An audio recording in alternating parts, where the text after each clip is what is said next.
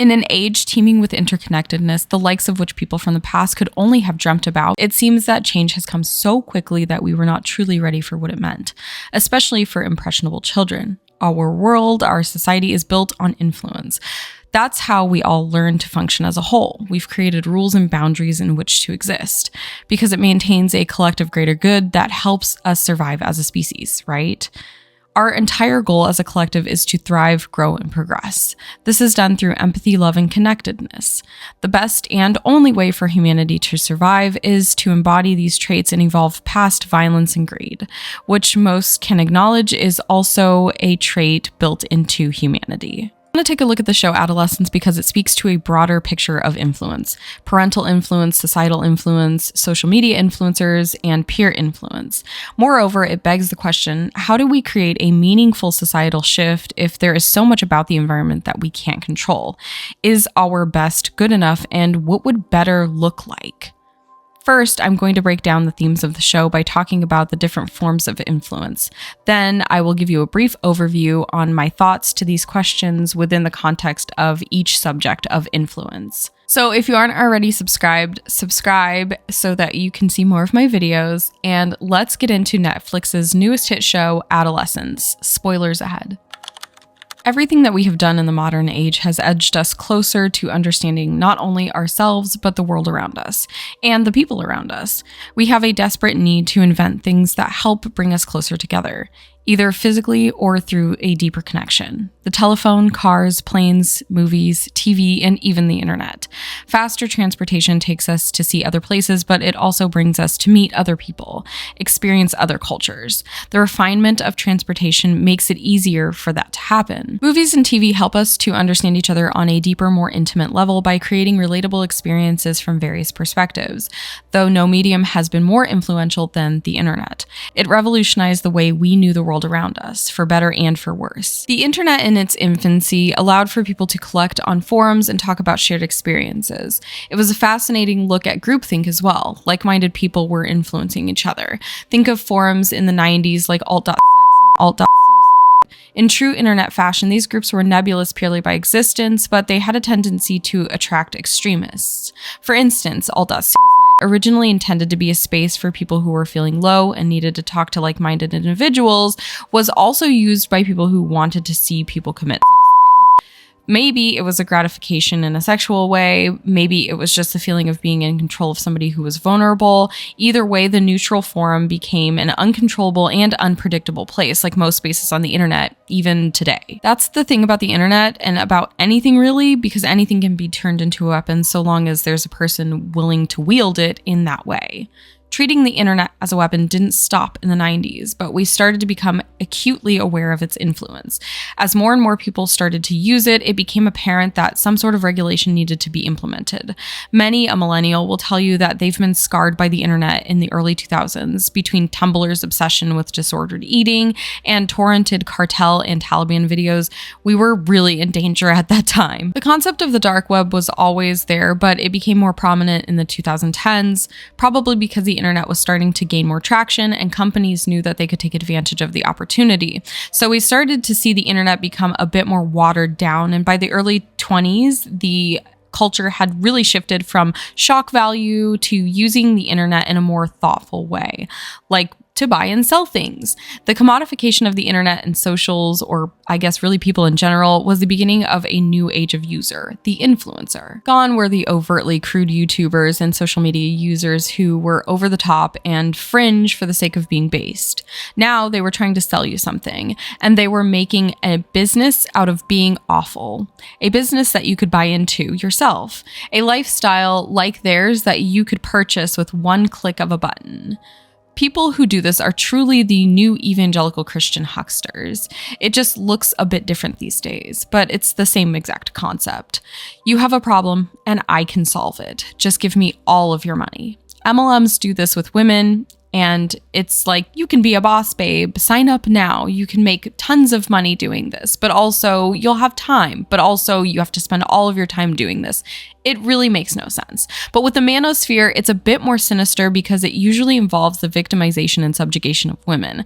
The lifestyle that they want to sell men is that women are the enemy, and a common enemy can unite a group of people like nothing else in this world, which is probably one of the reasons why the Manosphere is so appealing, even though it is obviously so full of scam artists and con men. The reason the Manosphere is such a big problem is because it thrives on vulnerability, and who among us are the most vulnerable? Adolescents. Why? Because in adolescence, you cannot fully comprehend the world around you. Furthermore, it is one of the most isolating time in a human's life, and in trying to navigate it, you can run into all kinds of problems. The world is confusing and disorienting, so if someone comes in and tells you they have all the answers to your problems, you're probably going to listen to them. MLMs prey on vulnerable people as well, but they are vulnerable adults, so the situation is slightly different. The only way for a child to understand the world around them is to explore it freely. That is why it is so important to give your child the tools they need to decipher bullshit in an age of social media, to be able to identify grifters and step away. This is true, especially with the internet, because there's so much groupthink occurring. And in this particular instance, the group includes adult males, adding a sort of appeal to authority for a child, adding legitimacy to the claims as well. And that brings me to my next point, parental influence. As a parent, you have a responsibility to imbue your child with the ability to have discernment. A child needs to be able to think for themselves, to subjectively identify moral ambiguity, moral injustice, and to be able to make decisions based on their own moral code. How do you do that? Well, first, you have to take a hard look at yourself. You have to identify where your own morals lie. You have to identify weaknesses within your thought process. You have to be able to critically think about your own belief system and question any inconsistencies. That's not to say that you should be steadfast in your moral code. Fluidity in humanity, in parenting, whatever, is normal. In all actuality, that fluidity is where you'll find your belief system. But being able to objectively question your beliefs is what is imperative. Then, and only then, can you begin to teach another human being how to process the world. You can't tell someone how to think. They'll rebel. You have to guide their thinking, allow them to come to their own conclusions. The objective, especially for a parent, is to make your child think about things that they might not have thought about on their own. For example, Jaimie alludes to the fact that he thinks women aren't good at anything meaningful. He praises his dad as a hard worker, but his mom is dismissed as someone who just cooks and cleans. If you wanted to challenge this way of thinking, you might ask questions that guide Jaimie toward seeing cooking and cleaning as useful, meaningful tasks. That way, he associates his mother with doing something useful and meaningful. You might also point out that these tasks impact his life in a positive way. This challenges his thinking by restructuring how he thinks about his mother's time and her contribution. And sure, this can seem degrading. Having to explain to a little boy that his mother is an actual useful human being is really shitty. But you're never going to enact change by just complaining about it. Educating someone is the only way to get them into a space where they can think clearly. This idea of, I shouldn't have to explain things to you, seems like something that might be actually more detrimental to society than it is helpful.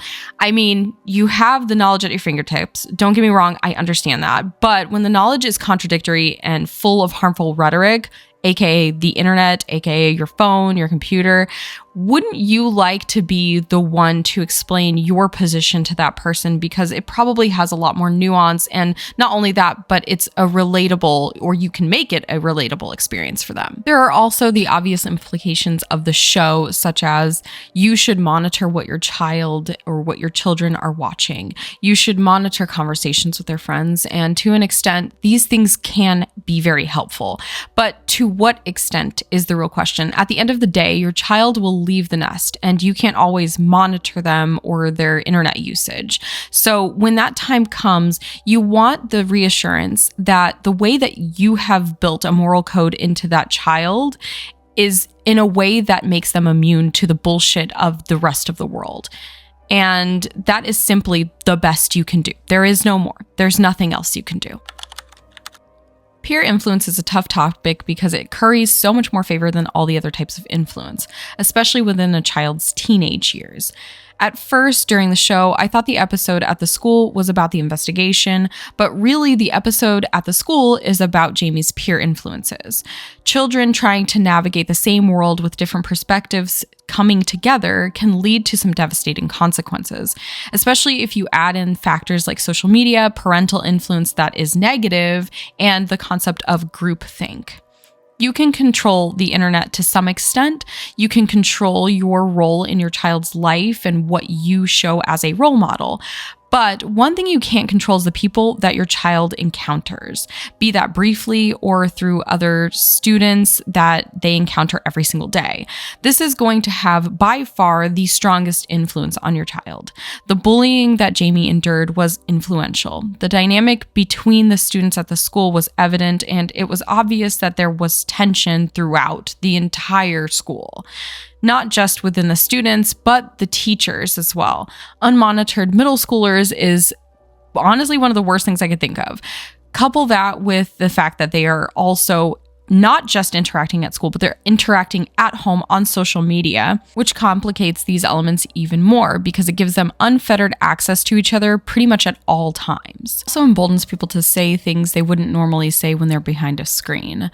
All of this is a recipe for disaster. The victim is obviously not to blame here because there are no perfect victims, but you can't ignore the fact that Jaimie was bullied and that was likely a contributing factor in Jaimie's decision to do what he did, as well as the influence from his two friends or his one friend. It wasn't super clear. As I mentioned before, the solution to this is to have parental influence over your child that doesn't feel controlling. I cannot stress enough that controlling a child's environment is absolutely 100% not possible. You could never think of every factor. You could never think of every situation that your child is going to get in. So the imperative here is that you teach your child to control themselves. You teach your child to control their environment. So bearing in mind what I've just stated, this is how you control your child's environment. You change yourself and you change your child. Societal influence starts and ends with you. It starts and ends with your child. You can't control how society carries itself as a whole, but if you maintain that you would like society to be different, then you have to be the difference within that society. You have to be the difference that impacts things. It takes small change, it takes normal people, it takes small interactions between people to change everything. Unfortunately, change usually takes a while to happen, especially on a societal level. There will always be people who diverge from what is societally acceptable or what is morally acceptable, and you could potentially be impacted by those people in a negative way. But the only thing you can do in that instance is to carry on the way that you always would have. To not let their interaction with you change your worldview or to make you feel negatively about society. When you get the chance to teach someone something new, teach them something new. Don't tell them to go fucking search for it themselves. When Jaimie's parents looked at his sister, Lisa, they knew they had done well. Lisa doesn't seem to let the experience shake her in a way that changes her fundamental belief system. Her parents want to move, but she doesn't want to move. She tells them that she would probably just experience the same thing at another school anyway. This is how you change society. She believes that she should be allowed to stay at the school despite what her brother has done, and she's right. Lisa didn't do anything wrong. Her family does not deserve this, and she should not have to move because of this. Instead of letting the situation eat her alive, she is standing strong against an overwhelming and uncomfortable circumstance. What I like about Lisa and her character, as well as in comparison to Jaimie's dad, is that Lisa does not need to morally grandstand over people and tell them that she is morally right for staying. She just stays. She just simply stays put. Whereas Jaimie's dad reacts. He has to call them out. He has to be angry. He has to be frustrated. And this just doesn't help the situation. Just standing still, standing strong is all that needs to happen. Because at the end of the day, you can't shame people into change. They'll just start hiding. You can't scream at them and hurt them into change. They'll just run away.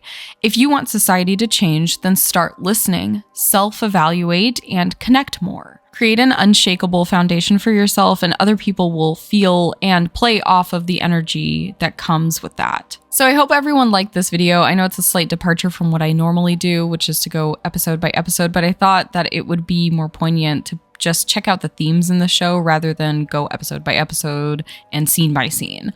I binged this within, I think, a day, and it's a really good show. If you haven't seen it, I haven't given you too much information to the point where I feel like it's all spoiled.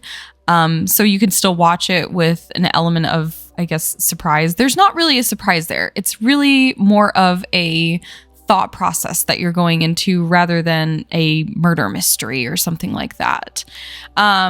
So like I said, I haven't spoiled it too much, so you can definitely go watch it. Let me know what you think of all of these things, and please subscribe. I will see you next time. Bye.